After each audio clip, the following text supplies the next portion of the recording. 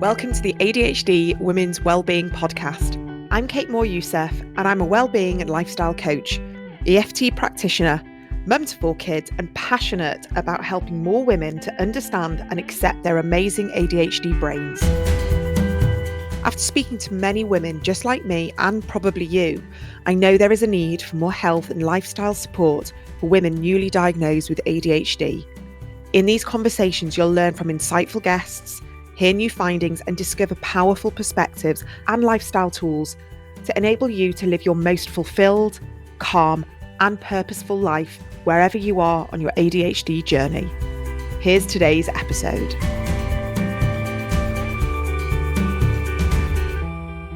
Welcome back to another episode, and today we're talking about finances. Now, please don't turn off the podcast. I promise you this is going to be interesting. It's going to be fascinating, and we're really going to get some fantastic practical tools from someone who really understands about ADHD and money. So I'm very happy to welcome Tina Mathams. She's an ADHD money coach, accountant, and author of ADHD Money, which is a practical and empowering guide to understanding the emotional side of money when you have ADHD. And Tina helps neurodivergent individuals untangle their financial lives through values-based coaching, workshops, and accessible tools designed for ADHD brains. This is exactly what we need. She's also the founder of ADHD Money, which is a fast-growing platform that blends real-world finance strategies with nervous system awareness, emotional regulation, and mindset work, because money management isn't just about spreadsheets. It's about safety, identity, and self-trust. Couldn't be more true. So I'm really, really happy to have you here, Tina. And so much of this resonates, and I'm sure it'll relate so much to all our listeners as well. So welcome back to the podcast, because you have been on the podcast before, haven't you?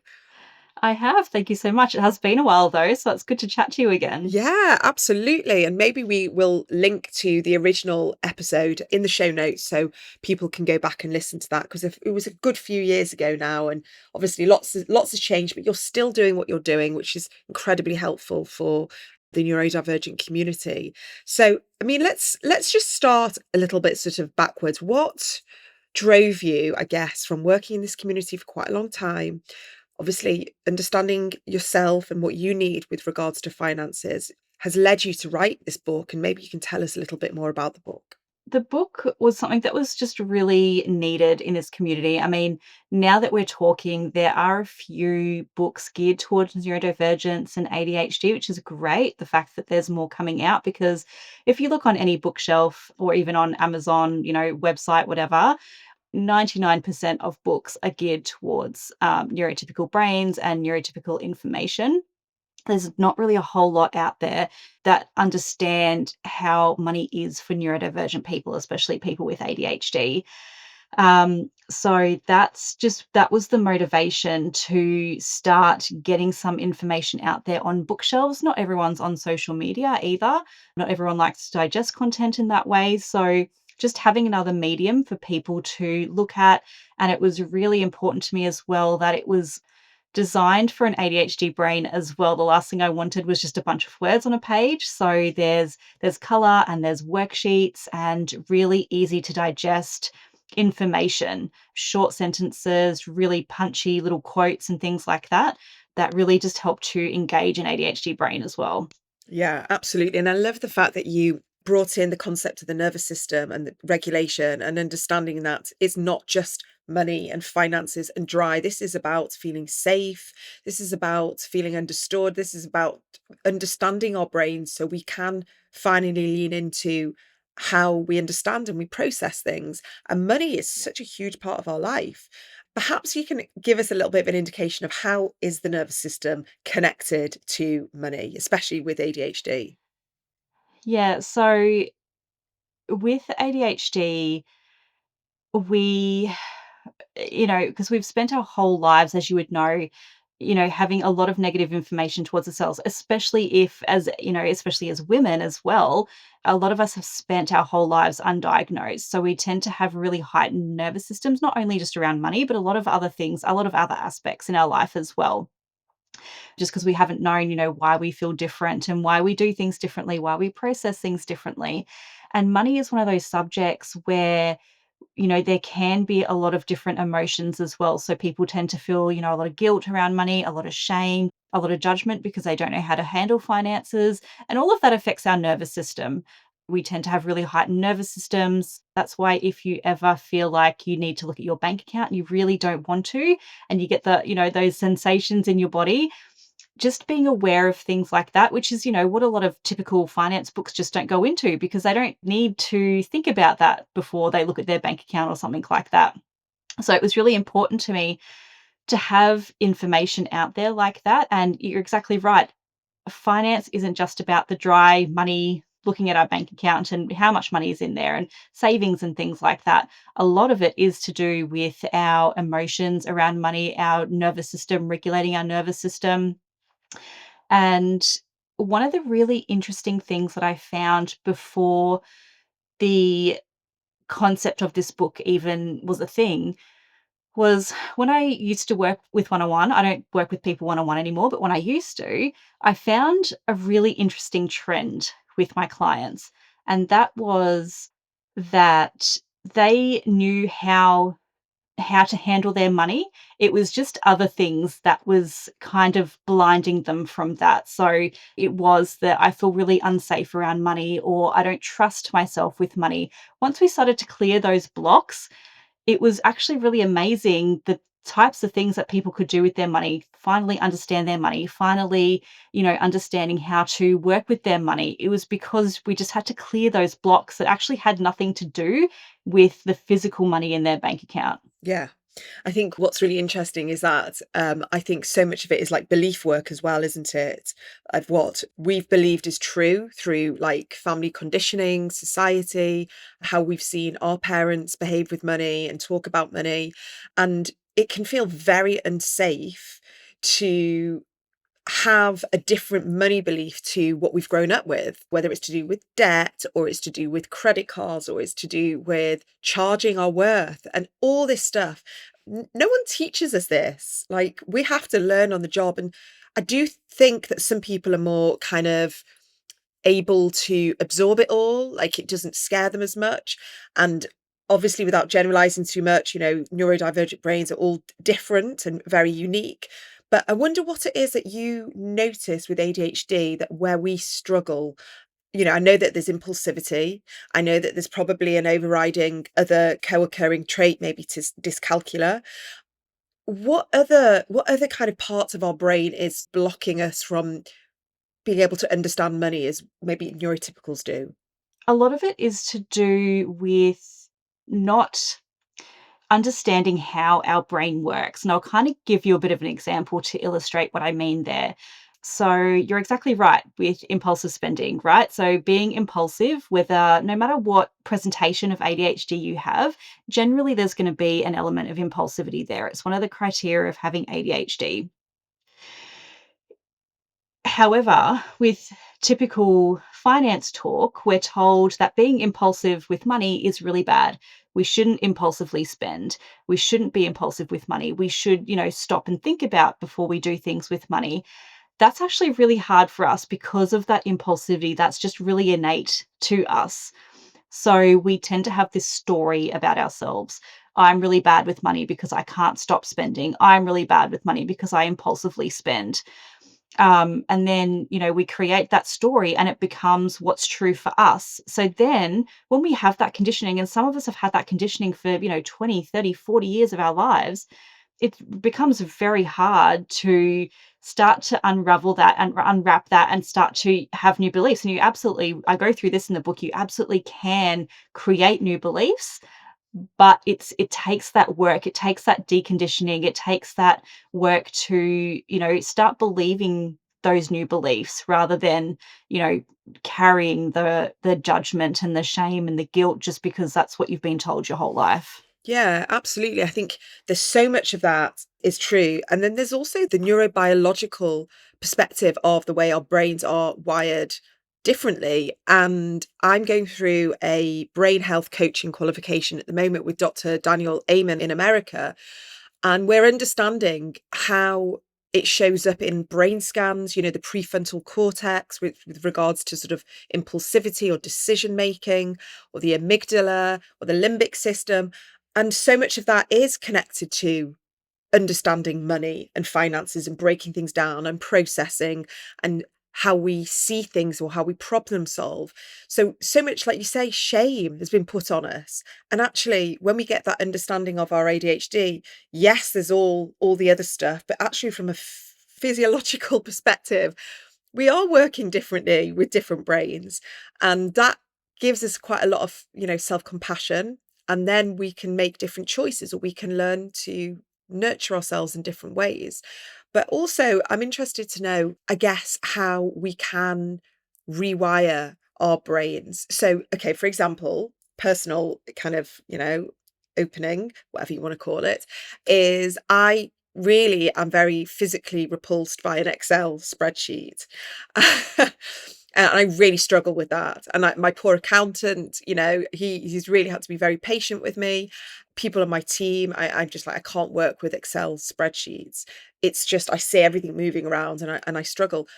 But we've not been given any other tools. It's like, well, that's, if you don't understand, Excel, then there's something wrong with you. Is there other ways that we can work to see our finances, to break it all down, understand profit and loss, and all of that, especially when so many of us are entrepreneurs, we're business owners, we have so many Mhm. amazing ideas, and it's often the finances that block us from success. I am a strong believer that there's not one thing that fits every ADHD brain. We do hear a lot about spreadsheets and, beautiful, colorful dashboards on spreadsheets and things like that, but it's not going to be for everybody. I have had clients that have loved spreadsheets. I have had clients that just absolutely despise them and will not use them. There's definitely other things that you can do to look at your own finances. You can use like a paper money diary or money planner. You can use just a general notebook. You can use apps. There's lots of apps these days. There's so many different ways, and that's the other thing. People will say, "Well, this is the best way to manage your finances." And if there's somebody with ADHD that hears that and then goes, "Well, if I can't, is that black and white? If I can't do it that way and someone says that's the best, then there must be no way for me." And then, that blocks them from even looking at their finances, which is just a really sad situation. I wholeheartedly believe that everyone with ADHD can be good with money, that they can understand their finances. They just need to do it in a way that makes sense for them. And a lot of it comes down to trial and error. Sometimes it's not really fun, it's not really sexy to say that, but that's essentially what it is. It's trial and error. And even with our brains that tend to need that novelty, sometimes it's doing things a certain way until it doesn't work anymore, and then you do something a different way. And we've often been shamed for that as well. Like, why are you trying this way when you've been doing it this way? Why can't you stick with that? And it's like, well, our brains, they need it. They need the novelty. They need the excitement. Who cares if you're using a spreadsheet for 6 months and then suddenly you start using a, paper planner or something? If it works, it works. Yeah. I mean, I think, again, I'll come back to my own lived experience on this one. Being a business owner and who has had to do a lot of inner work, a lot of belief work, a lot of nervous system healing, so much understanding about my identity and social conditioning, and family generational financial stories that have impacted me hugely. And I still feel like I've not even cracked myself open enough, because I still see these money stories come in, and I know that some of it is about self-worth, charging, and that fear of, what will people say when you start charging more? What will, who are you to charge, these prices? And life is very expensive now. Like, we know the cost of living is sky high.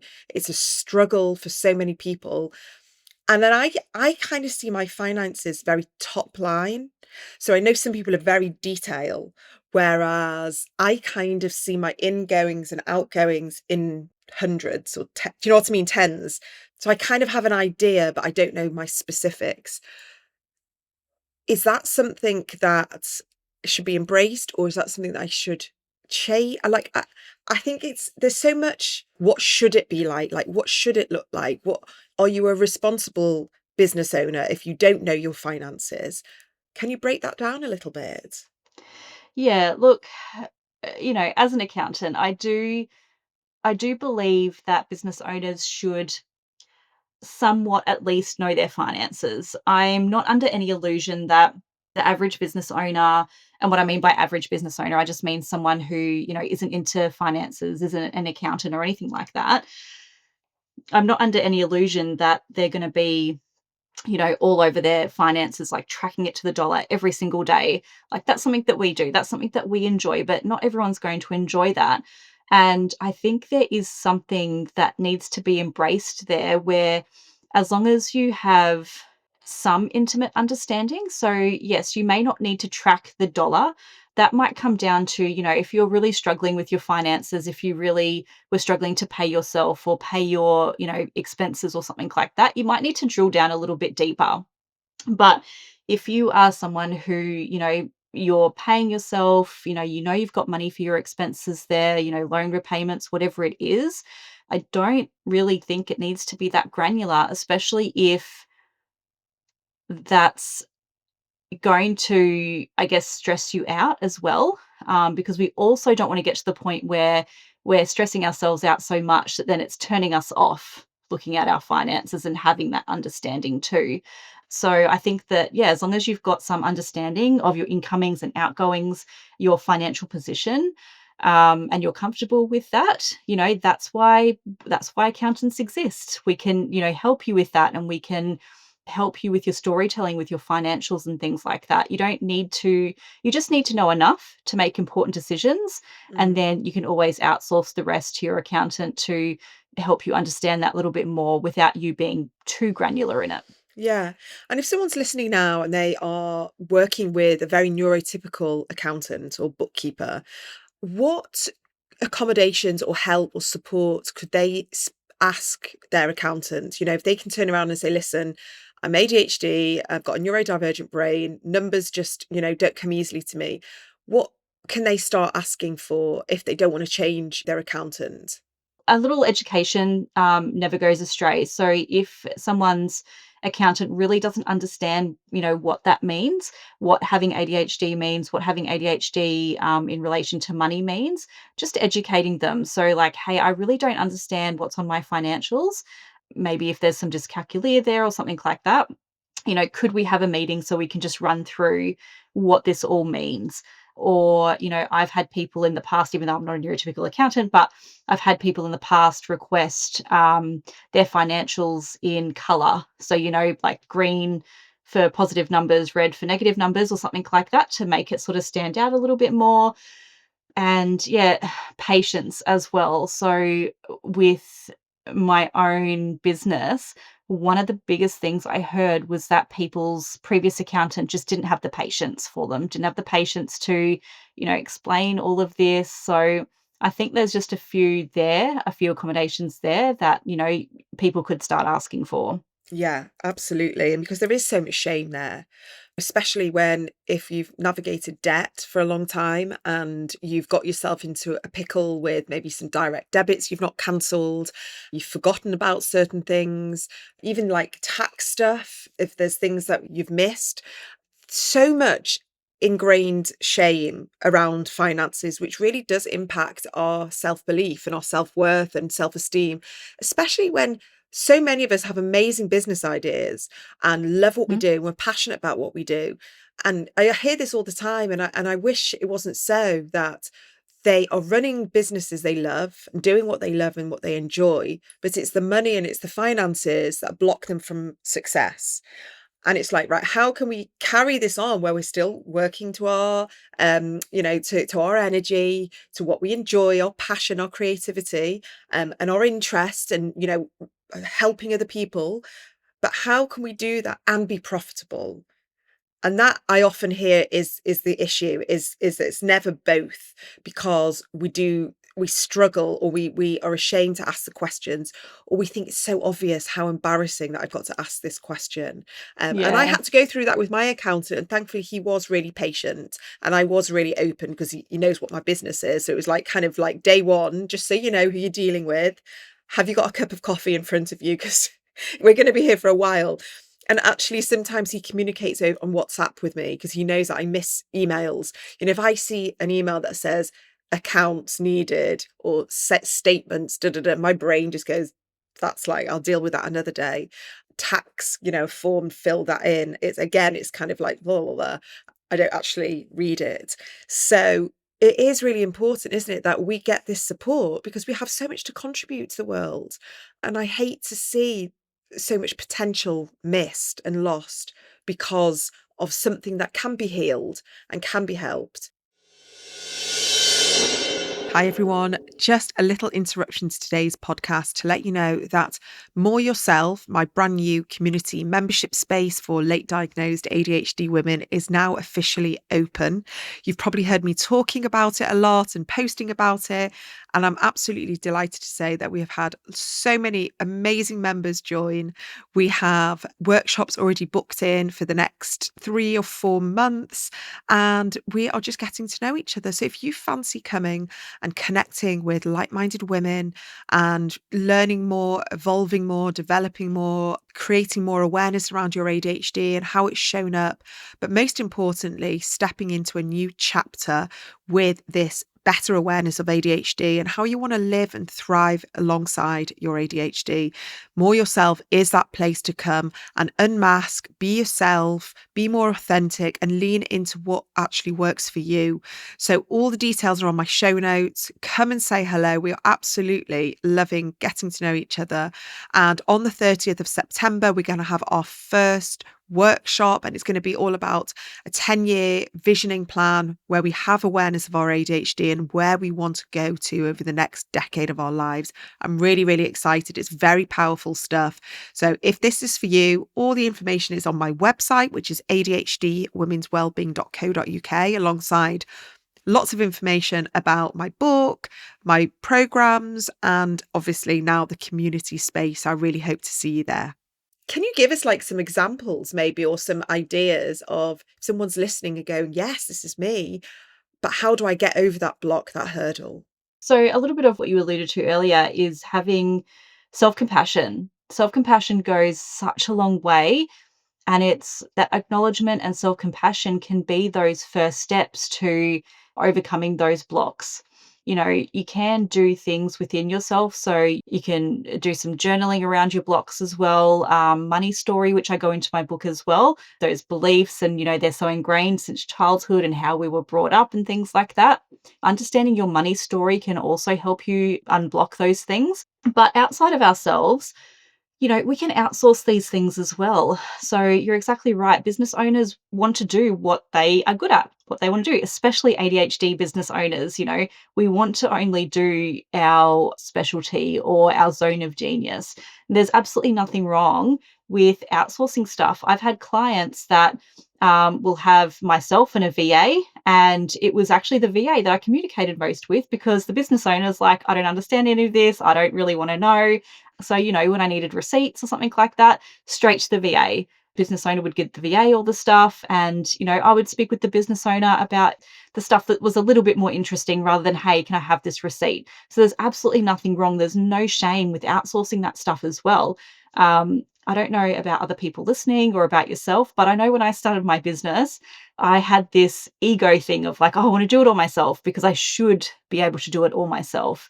But we really don't need to. We can lean on other people to help us. And that's just one way that, we can lean on other people, is just outsource the stuff that we really don't want to do or we really don't understand.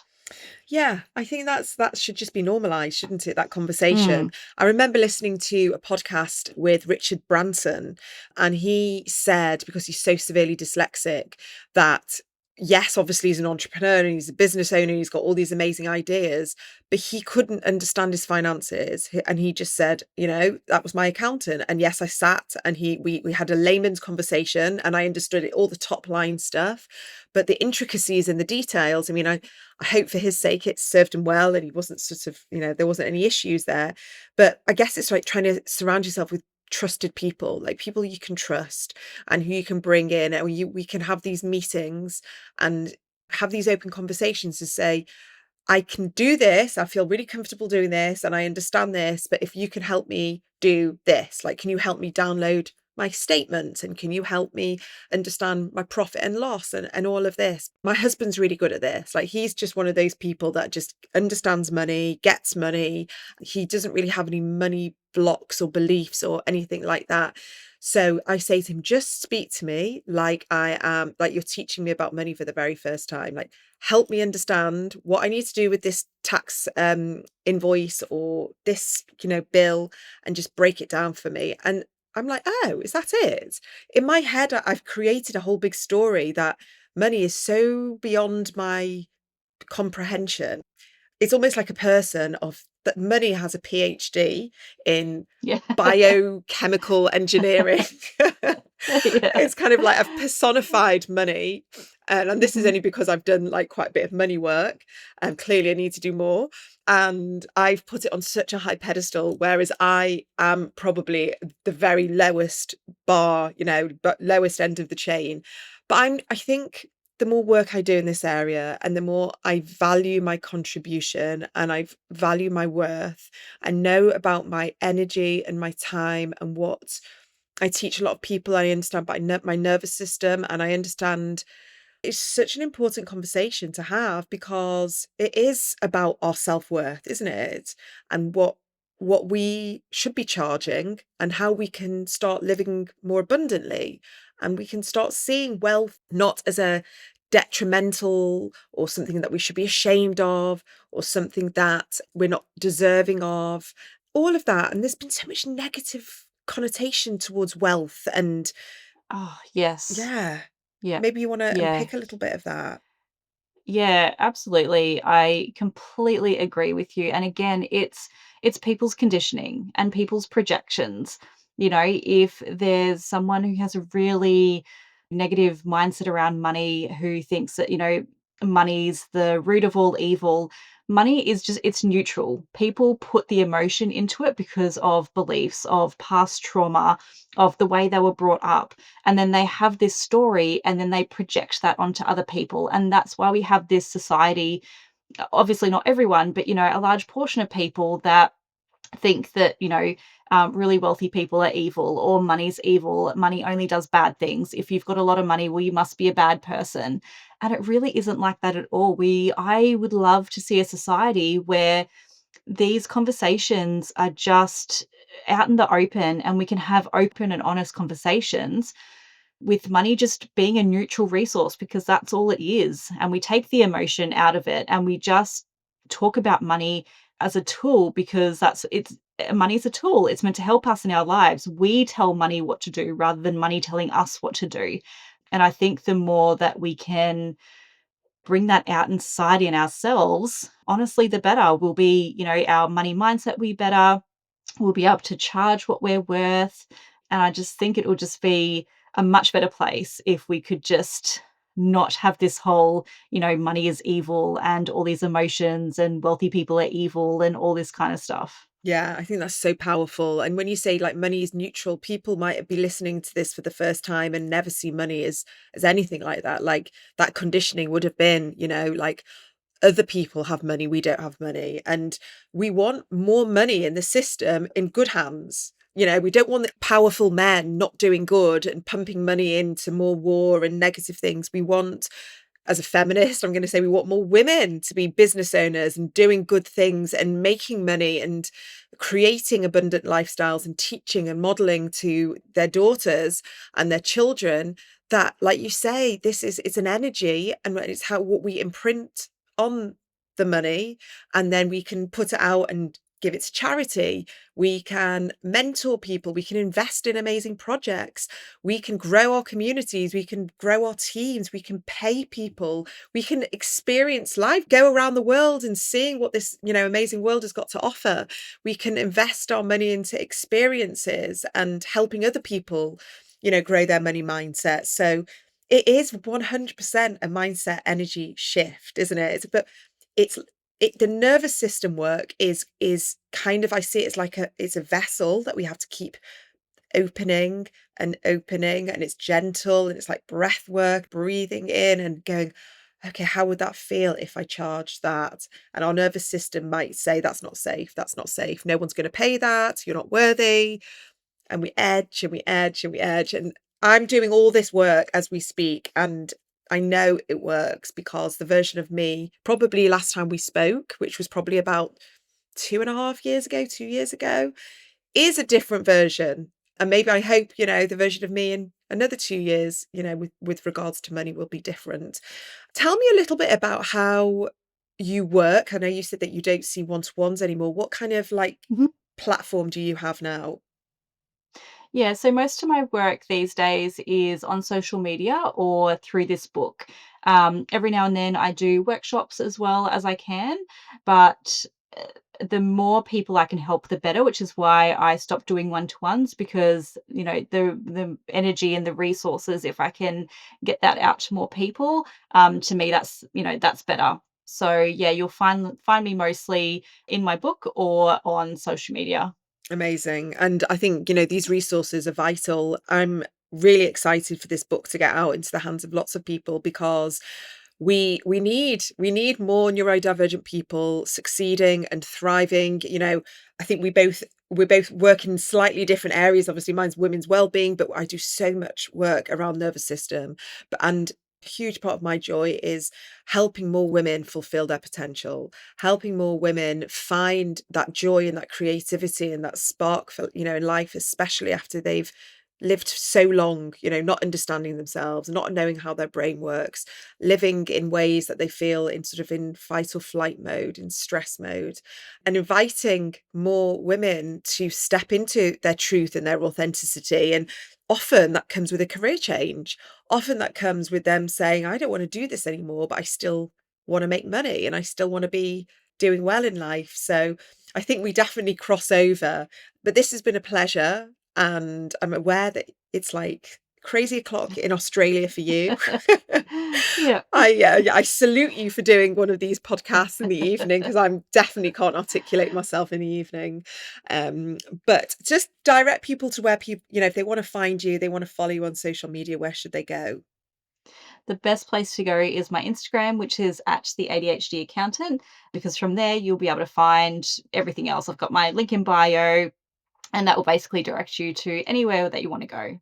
Amazing. And what I'm going to do as this little special treat is I'm going to, after this conversation, I'm going to put a snippet of our conversation back a few years ago, share a little bit more, maybe some of the stuff that we didn't talk about in this conversation, and we can get a bit of a double whammy and maybe just see any of the differences of what we talked about a few years ago, because I think it's really worth sharing. And I don't talk about money enough on the podcast. So thank you so much, Tina. Oh, thank you for having me. I've really enjoyed our conversation. And I just want to share with you the conversation I had with Tina back a few years ago on the podcast, which I think is still really relevant for today and really adds to today's conversation. So here it is. We're going to go back to this ADHD brain of the spending habits, the overspending, the impulsive spending, when it's very hard for us to override. Like, how do you override the ADHD brain when shopping and compulsion has been there for a long time? Yeah. And it is absolutely challenging, but it's about being able to slow down our brain before we go into that, Ferrari brain, like some people like to say, before we, just go spend, spend, spend just because we see there's a sale or something like that. So it is about having to slow down our brain, and we can do that in a few ways. So my favorite way is the time rule, and I've heard this helps a lot of people. It's helped me always, even to this day, and it's my go-to with any ADHD brain. And that's putting a time rule on any purchases that you want. Obviously, things may not come into the time rule. Like if you desperately need some groceries or something, that's not what I'm talking about. But if there's something that you want that, maybe you can or cannot afford, either way, you put a time rule on it. And this time rule can be 24 hours, 3 days, 5 days, whatever you want to make it. But you tell yourself that you are going to wait 24 hours, 3 days, whatever your time rule is. And then if you want that certain product or item after that time, if you still want it, then maybe you can go purchase it. Often we've forgotten about that thing, after 3 days or something, because if it is something really, really impulsive, we're going to forget it about it anyway. So you've saved yourself some money there. And then, often you might think of it down the track and, and it's really, this is a personal thing. So, after whatever time rule it is, if you still want it, then maybe you take the steps to see if you can afford it or if you do actually want it. That's a really, really big one that does help a lot of people. The other one can be accountability works for some people. So they can enlist the help of a partner or a family member or a friend or something, and just let them know that there's something that they're wanting that they don't know if they should purchase, and then they can talk it through with that support person. Again, with ADHD brains, often we do really well with externalizing these things, these problems that we have, or something that we need a solution to. So even sometimes once you've spoken about it to this support person, often again you'll just be like, well, why am I even wanting this? Or the support person will be able to talk you through it, like, do you really need this? Can you afford it? And so on. And that can be really, really effective as well. The accountability really helps an ADHD brain. Yeah, I absolutely really like that. Because you're so right, the externalizing, isn't it? Sometimes we just need to get it out of our heads, bounce an idea off someone, and then we can, really make a decision that's not based on impulsivity. And then it's empowering, isn't it? Because there's nothing worse than making one of those sort of overspending or impulsive choices, and then the thing arrives and there's this cycle of shame, perhaps from maybe it's come from a partner or maybe it's come from yourself of like, why have I done that again? We don't need another X, Y, whatever. And that just pushes our self-esteem down. If I had to say to you, what apps would you recommend that we, as an ADHD woman, what would you say are the sort of your top 2 or 3 apps to have to help either with finances, budgeting, or accounting? So in regards to sort of more personal finances, there's an app called You Need a Budget, which is very, very popular with ADHDers. The other one that I use, I know some people use it for personal stuff, but it's more sort of entrepreneur based, and that's Zero. So if somebody is an entrepreneur, or a sole trader just going off onto their own little business, having something like Zero behind them can really help as well, because that will help organize their business finances. And there's lots of good stuff that comes with that as well. Not only can you sort of manage your business money, but there's things in there that will help you with your cash flow and all that kind of stuff as well. So they're the first things that come to mind when it comes to personal and business money. Yeah, that's really helpful. Thank you. And then just before we close, would you say that affirmations for reprogramming those neural pathways, we Mhm. talked about the neuroplasticity of the brain. Yeah. Do you think they work? If we pinned it on a mirror, the fridge, our car? 1,000%. Yes, absolutely. Because that's exactly the way we create those new pathways and create those new beliefs, is just repeating those things over and over again. And whether you want to call them affirmations or, whatever, that's exactly what you're doing. You're just pinning something up, in your bathroom mirror or whatever it may be. People who work with me know I love my post-its. So I've got post-its everywhere. So, you just write it on a post-it and stick it to where you see it constantly, in your car, where you make your coffee, brush your teeth, wherever it may be, wherever you want it. And it's not only a matter of saying it in your head, because that can get very easy very quickly. And it's really easy if you only say it in your head to then override it with another thought. So, a really effective way is, yeah, saying it out loud, in front of a mirror as well, because that feels more uncomfortable. That externalization of it, that's suddenly a whole new ball game. So, saying it in front of a mirror where you can see yourself saying it over and over and over, you do it every day. Yeah, that is incredibly helpful, especially to an ADHD brain. So I would Mm. definitely suggest that. And what kind of affirmations do you use, or what would you say, if someone's thinking, well, this sounds perfect, but they can't think of an affirmation to sort of change those neural pathways, what are your suggestions? Just anything that makes you feel empowered. You can jump on Google and find affirmations at the hit of, the enter button once you put in money affirmations. But, some of them can be something like, I'm enjoying learning about managing my finances, or I'm enjoying learning about managing my money. I can learn the skills that I need to learn to manage my money. Anything like that. It's thinking to yourself, what do I want to, where do I want to be? Like, what's my short term goal with money? And just finding something that will get you there. And, sometimes something that's really effective is an affirmation that is at your goal. So let's say you have, your goal is to overcome impulsive spending. An affirmation could be something like, I no longer have to be worried when I look at my bank account, or something like that. Again, Google them if you need some help, or whatever comes to mind, whatever feels empowering for you. Just love talking about affirmations, but absolutely go down that path. If this episode has been helpful for you and you're looking for more tools and more guidance, my brand new book, The ADHD Women's Wellbeing Toolkit, is out now. You can find it wherever you buy your books from. You can also check out the audiobook if you do prefer to listen to me. I have narrated it all myself. Thank you so much for being here, and I will see you for the next episode.